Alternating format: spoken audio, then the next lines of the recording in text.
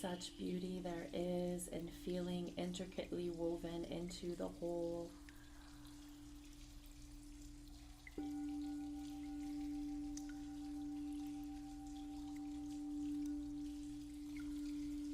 I dreamed once on some ordinary morning, of a spinning cone-shaped web built from silver glinting threads, and I knew this intergalactic sculpture to be called time.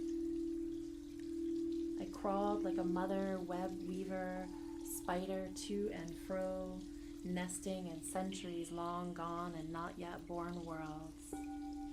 I could smell the turning out of alien generations across the cosmos like minty dew, and I understood the merit of my magic. Here we are, held by the tensile strength of knots and bridge lines. Here we are, nested in the wide